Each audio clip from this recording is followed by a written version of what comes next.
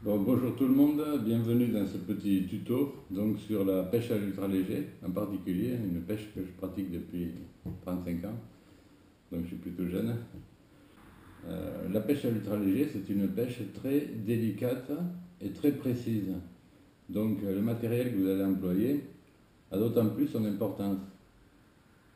Il faut que ce soit un matériel parfaitement adapté donc à lancer des leurres très très légers, et ce qui vous permettra d'avoir une discrétion maximum. Donc on va en reparler. Voilà la première, par exemple. Donc c'est qu'un exemple, bien sûr. C'est une Mitchell. La puissance, donc c'est ce qui compte le plus, hein. C'est de 1 à 5 grammes. Ça, c'est une Mitchell de 1,50 m. Elle va bien dans les rivières ou les ruisseaux, disons, assez grands, ou les rivières moyennes, parce qu'on n'a pas besoin d'avoir du recul. Donc c'est une très bonne canne, hein. Donc c'est des cannes, question budget, on peut avoir ça pour 30 ou 40 euros maintenant, il n'y a pas de problème.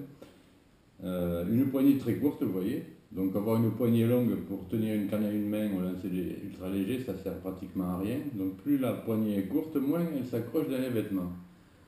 C'est pour ça que c'est important. Voilà ce qu'on peut dire. Donc c'est une des cannes qu'on peut employer à l'ultra léger. Question longueur et question puissance. 1 à 5 grammes. Celle-là, elle va être efficace à peu près à 4 grammes, hein. 4 grammes, c'est son maximum d'efficacité, moi je l'ai testé. Après, derrière, donc il y a un autre modèle, par exemple celui-ci. Donc ça, c'est une Daiwa, à peu près dans la même gamme de tarifs. 1 à 5 grammes aussi. Par contre, celle-ci est plus longue.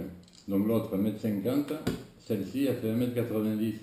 C'est une canne qui est beaucoup plus souple que l'autre. Donc les fabricants, méfiez-vous quand même parce qu'ils annoncent des puissances, mais l'action de la canne, souvent ça n'a rien à voir quand on passe de l'une à l'autre à puissance égale. Puissance égale annoncée bien sûr.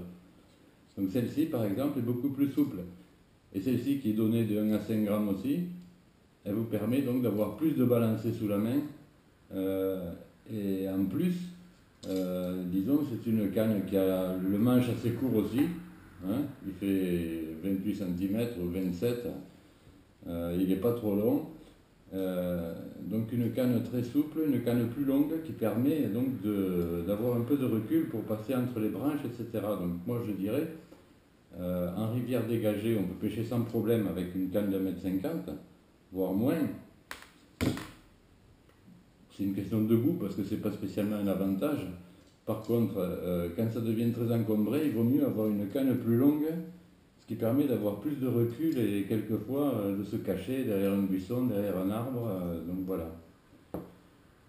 Et ensuite, hein, donc, moi j'aime bien pêcher vintage, hein. Ça c'est une canne de 1,80 m, pareil, puissance de 1 à 5 grammes. C'est une canne Browning. Elle a 40 ans cette canne, elle est en cône elle n'est pas en fibre de carbone. Mais bon, ça se vaut, hein, parce qu'à l'ultra léger, on n'a vraiment pas besoin de puissance, hein. Donc elle a une réactivité suffisante, elle est toujours d'actualité aujourd'hui. Donc voilà. Donc pour conclure un peu, je dirais surtout, choisissez votre canne, prenez-la en main et regardez si elle est bien plus ou moins molle qu'une autre, plus ou moins raide, si l'action est plus de pointe ou parabolique ou quoi. Parce que selon ce qu'on emploie aussi, que ce soit des leurres, des poissons nageurs, des cuillères ou des appâts naturels, donc bien sûr pour les appâts naturels par exemple, il faudrait une canne plus longue et plus souple, plus molle je dirais. Et une canne un peu plus puissante pour lancer des trucs de 4 grammes. Donc je répète, à puissance égale, cette canne, son maximum c'est 4 grammes. À 4 grammes, elle fonctionne une merveille. Celle-ci, elle fonctionne une merveille à partir de 2 grammes.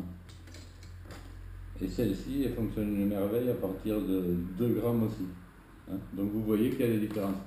Ça a son importance, surtout pour la précision, parce que souvent les leurres vont nager pendant 1 mètre, 1,50 m sur des coups tout petits, etc. Donc il faut être très très précis, chaque centimètre compte. Et plus vous aurez un effort à faire pour lancer, plus vous perdrez de précision. Hein. N'oubliez pas, à l'ultra léger, c'est le lancer balancé sous la canne qui est employé la plupart du temps. Sinon, après, on passe au lancer léger, etc. Bon, c'est autre chose, hein, c'est aussi intéressant, mais c'est autre chose. Et question de maîtrise de poisson, avec ces cannes-là, sur des truites, des perches, des blaques jusqu'à 1 kg, 1,5 kg, il n'y a pas trop de problème s'il y a de la place pour les sortir. Hein. Voilà. Donc on se reverra dans le prochain tuto pour parler des moulinets. Donc voilà, à bientôt. J'espère que vous avez aimé. Et puis je dirais, j'essaye de la faire courte, hein, un maximum, pour pas trop vous ennuyer. Donc écoutez bien quand je parle parce que je ne répéterai pas. Je plaisante. Allez, au revoir. À bientôt.